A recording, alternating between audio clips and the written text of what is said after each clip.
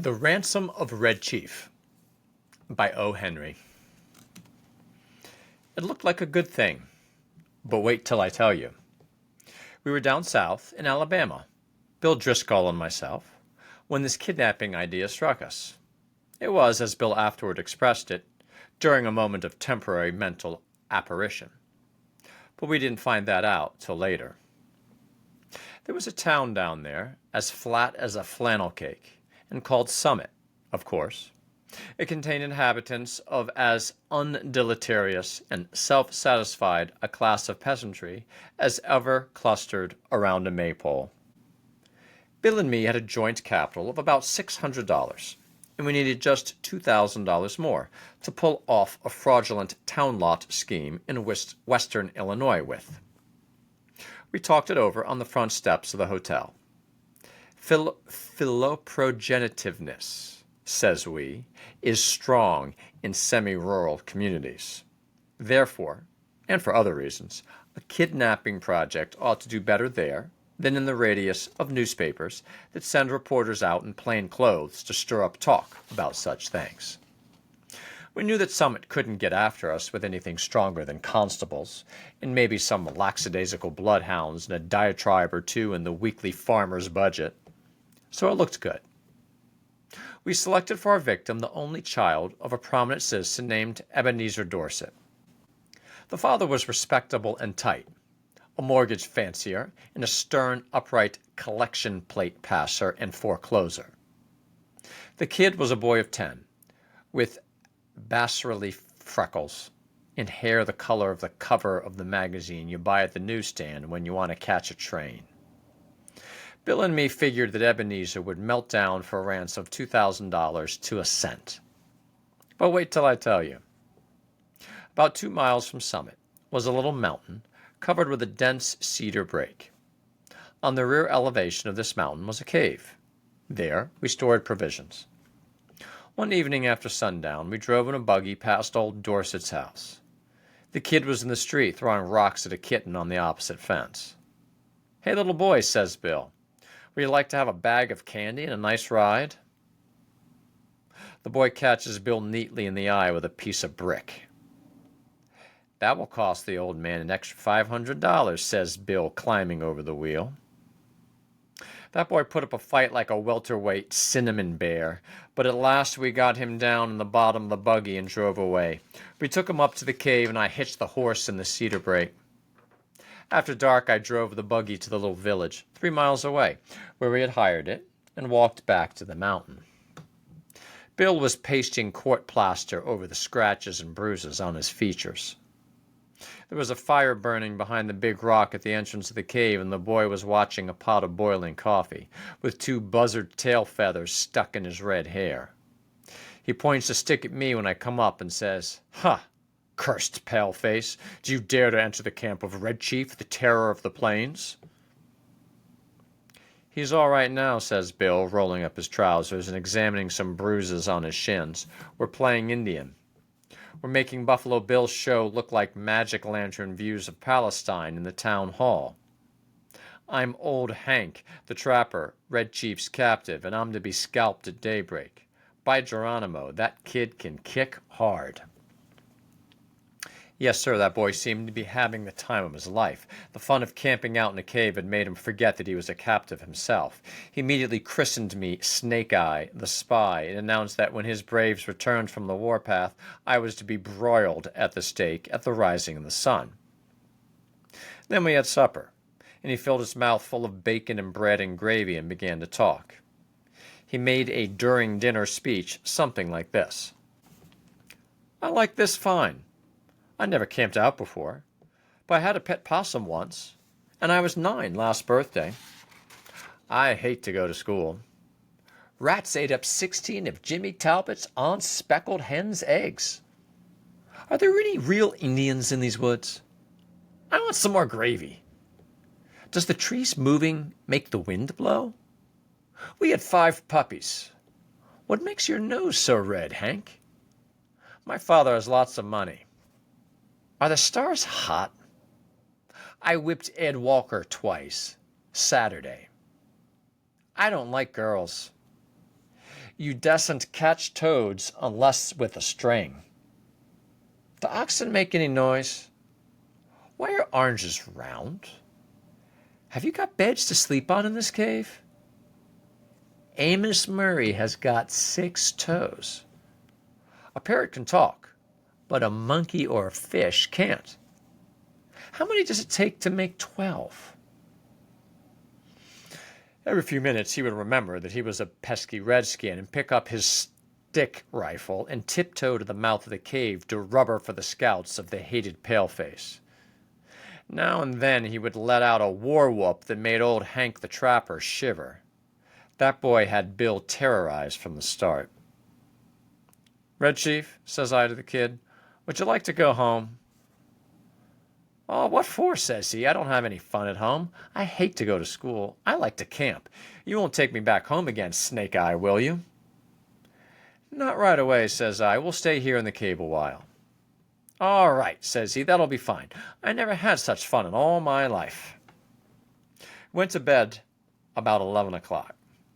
We spread down some wide blankets and quilts and put Red Chief between us. We weren't afraid he'd run away.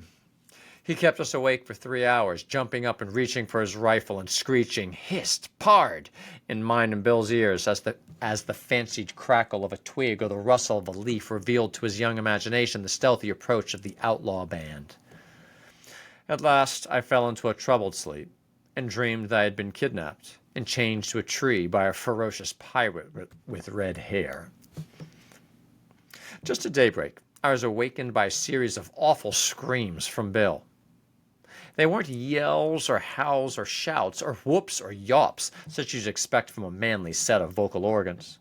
They were simply indecent, terrifying, humiliating screams such as women emit when they see ghosts or caterpillars. It's an awful thing to hear a strong, desperate, fat man scream incontinently in a cave at daybreak. I jumped up to see what the matter was. Red Chief was sitting on Bill's chest, with one hand twined in Bill's hair. In the other he had the sharp case knife we used for slicing bacon. And he was industriously and realistically trying to take Bill's scalp, according to the sentence that had been pronounced upon him the evening before. I got the knife away from the kid and made him lie down again. But from that moment, Bill's spirit was broken. He laid down on his side of the bed, but he never closed an eye again in sleep as long as that boy was with us. I dozed off for a while, but along towards sunup I remembered the Red Chief had said I was to be burned at the stake at the rising of the sun. I wasn't nervous or afraid, but I sat up and lit my pipe and leaned against a rock. "What you getting up so soon for, Sam?" asked Bill. "Me?" says I. "Oh, I got a kind of pain in my shoulder. I thought sitting up would rest it." "You're a liar," says Bill. "You're afraid.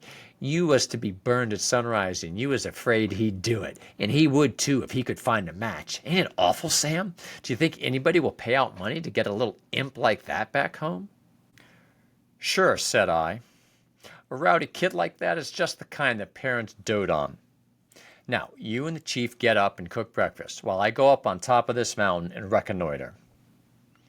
I went up on the peak of the little mountain and ran my eye over the contiguous vicinity.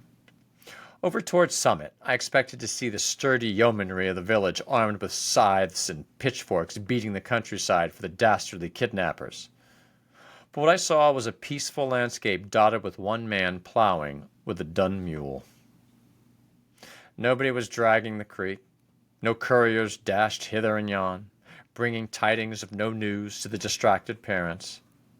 There was a sylvan attitude of somnolent sleepiness pervading that section of the external outward surface of Alabama that lay exposed to my view. Perhaps, says I to myself, it has not yet been discovered that the wolves have borne away the tender lambkin from the fold. Heaven help the wolves, says I, and I went down the mountain to breakfast. When I got to the cave, I found Bill backed up against the side of it, breathing hard, and the boy threatening to smash him with a rock half as big as a coconut. "He put a red-hot boiled potato down my back," explained Bill, and then mashed it with his foot, and I boxed his ears. "Have you got a gun about you, Sam?"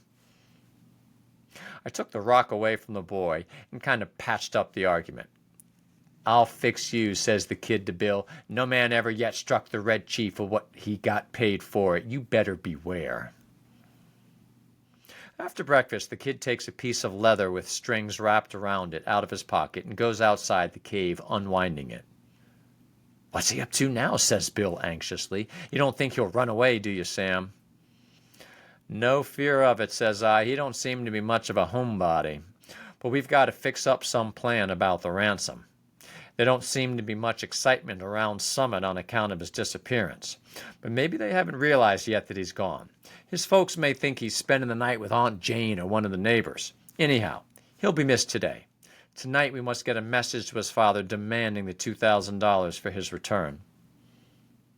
Just then we heard a kind of war whoop such as David might have emitted when he knocked out the champion Goliath.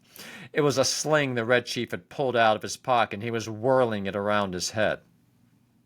I dodged and heard a heavy thud and a kind of sigh from Bill, like a horse gives out when you take his saddle off. A rock the size of an egg had caught Bill just behind his left ear. He loosened himself all over and fell on the fire across the frying pan of hot water for washing the dishes. I dragged him out and poured cold water on his head for half an hour. By and by, Bill sits up and feels behind his ear and says, "Sam, do you know who my favorite biblical character is?" "Take it easy," says I. "You'll come to your senses presently." "King Herod," says he. "You won't go away and leave me here alone, will you, Sam?" I went out and caught that boy and shook him until his freckles rattled. "If you don't behave," says I, "I'll take you straight home. Now, you going to be good or not?" "I was only funning," says he sullenly. "I didn't mean to hurt old Hank. But what did he hit me for? I'll behave, Snake Eye, if you won't send me home, and if you'll let me play the Black Scout today." "I don't know the game," says I. "That's for you and Mr. Bill to decide. He's your playmate for the day. I'm going away for a while on business. Now, you come in and make friends with him and say you're sorry for hurting him, or home you go at once." I made him and Bill shake hands, and I took Bill aside and told him I was going to Poplar Cove, a little village 3 miles from the cave, and find out what I could about how the kidnapping had been regarded in Summit. Also, I thought it best to send a peremptory letter to old man Dorset that day, demanding the ransom and dictating how it should be paid. "You know, Sam," says Bill, "I've stood by you without batting an eye in earthquakes, fire, and flood, in poker games, dynamite outrages, police raids, train robberies, and cyclones. I never lost my nerve yet till we kidnapped that two-legged skyrocket of a kid. He's got me going. You won't leave me long with him, will you, Sam?" "I'll be back sometime this afternoon," says I. "You must keep the boy amused and quiet till I return. And now we'll write the letter to old Dorset." Bill and I got paper and pencil and worked on the letter while Red Chief, with a blanket wrapped around him, strutted up and down guarding the mouth of the cave. Bill begged me tearfully to make the ransom $1,500 instead of $2,000. "I ain't attempting," says he, "to decry the celebrated moral aspect of parental affection, but we're dealing with humans, and it ain't human for anybody to give up $2,000 for that 40-pound chunk of freckled wildcat. I'm willing to take a chance at $1,500. You can charge the difference up to me." So to relieve Bill, I acceded, and we collaborated a letter that ran this way: Ebenezer Dorset, Esquire. "We have your boy, concealed in a place far from Summit. It is useless for you or the most skillful detectives to attempt to find him. Absolutely, the only terms on which you can have him restored to you are these. We demand $1,500 in large bills for his return. The money to be left at midnight tonight at the same spot and in the same box as your reply, as hereinafter described. If you agree to these terms, send your answer in writing by a solitary messenger tonight at 8:30. After crossing Owl Creek on the road to Poplar Cove, there are 3 large trees about 100 yards apart, close to the fence of the wheat field on the right-hand side. The bottom of the fence post opposite the 3rd tree will be found a small pasteboard box. The messenger will place the answer in this box and return immediately to Summit. If you attempt any treachery or fail to comply with our demand as stated, you will never see your boy again. If you pay the money as demanded, he will be returned to you safe and well within 3 hours. These terms are final, and if you do not accede to them, no further communication will be attempted. Signed, 2 desperate men. I addressed this letter to Dorset and put it in my pocket. As I was about to start, the kid comes up to me and says, "Aw, Snake Eye, you said I could play the Black Scout while you was gone." "Play it, of course," says I. "Mr. Bill will play with you. What kind of game is it?" "I am the Black Scout," says Red Chief, "and I have to ride to the stockade to warn the settlers that the Indians are coming. I'm tired of playing Indian myself. I want to be the Black Scout." "All right," says I. "It sounds harmless to me. I guess Mr. Bill will help you foil the pesky savages." "What am I to do?" asked Bill, looking at the kid suspiciously. "You are the hoss," says Black Scout. "Get down on your hands and knees. How can I ride to the stockade without a hoss?" "You'd better keep him interested," said I, "till we get the scheme going. Loosen up." Bill gets down on his all fours, and a look comes in his eye like a rabbit's when you catch it in a trap. "How far is it to the stockade, kid?" he asks in a husky manner of voice. 90 miles, says the Black Scout, "and you have to hump yourself to get there on time. Whoa now!" The Black Scout jumps on Bill's back and digs his heels in his side. "For heaven's sake," says Bill, "hurry back, Sam, as soon as you can. I wish we hadn't made the ransom more than 1,000. Say, you quit kicking me or I'll get up and warm you good." I walked over to Poplar Cove and sat around the post office and store, talking with the chaw bacons that came in to trade.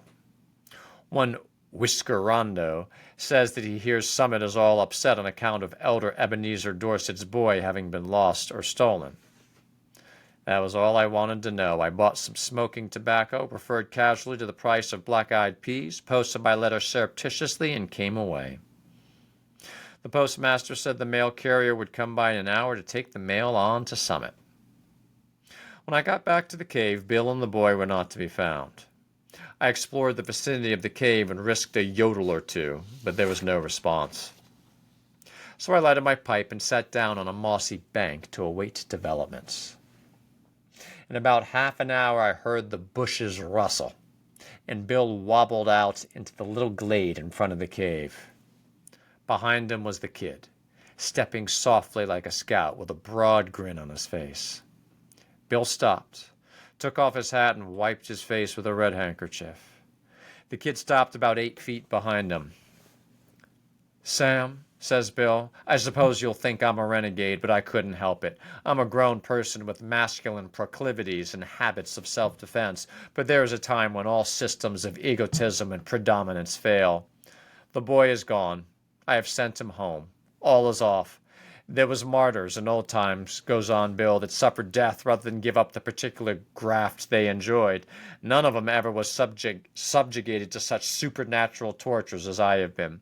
I tried to be faithful to our articles of depredation, but there came a limit." "What's the trouble, Bill?" I asked him. "I was rode," says Bill, "the 90 miles to the stockade, not barring an inch. Then, when the settlers was rescued, I was given oats. Sand ain't a palatable substitute. And then for an hour I had to try to explain to him why there was nothing in holes, how a road can run both ways, and what makes the grass green. I tell you, Sam, a human can only stand so much. I takes him by the neck of his clothes and drags him down the mountain. On the way he kicks my legs black and blue from the knees down, and I've got to have 2 or 3 bites on my thumb and hand cauterized." "But he's gone," continues Bill. "Gone home. I showed him the road to Summit and kicked him about 8 feet nearer there at one kick. I'm sorry we lose the ransom, but it was either that or Bill Driscoll to the madhouse." Bill is puffing and blowing, but there's a look of ineffable peace and growing content on his rose-pink features. "Bill," says I, "there isn't any heart disease in your family, is there?" "No," says Bill. "Nothing chronic except malaria and accidents." "Why?" "Then you might turn around," says I, "and have a look behind you." Bill turns and sees the boy and loses his complexion and sits down plump on the ground and begins to pluck aimlessly at grass and little sticks. For an hour I was afraid for his mind. And then I told him that my scheme was to put the whole job through immediately, and then we would get the ransom and be off with it by midnight if old Dorset fell in with our proposition. So Bill braced up enough to give the kid a weak sort of smile and a promise to play the Russian in a Japanese war with him as soon as he felt a little better. I had a scheme for collecting that ransom without danger being caught by counterplots that ought to commend itself to professional kidnappers. The tree under which the answer was to be left, and the money later on, was close to the road fence with big bare fields on all sides. If a gang of constables should be watching for anyone to come for the note, they could see him a long way off crossing the fields or in the road. But no siree. At 8:30, I was up in that tree as well hidden as a tree toad, waiting for the messenger to arrive. Exactly on time, a half-grown boy rides up the road on a bicycle, locates the pasteboard box at the foot of the fence post, slips a folded piece of paper into it, and pedals away again back towards Summit. I waited an hour, and then concluded the thing was square. I slid down the tree, got the note, slipped along the fence till I struck the woods, and was back at the cave in another half an hour. I opened the note, got near the lantern, and read it to Bill. It was written with a pen in a crabbed hand, and the sum and substance of it was this. 2 desperate men. Gentlemen, I received your letter today by post in regard to the ransom you ask for the return of my son. I think you are a little high in your demands, and I hereby make you a counter proposition, which I am inclined to believe you will accept. You bring Johnny home and pay me $250 in cash, and I agree to take him off your hands. You had better come at night, for the neighbors believe he is lost, and I couldn't be responsible for what they would do to anybody they saw bringing him back. Very respectfully, Ebenezer Dorset.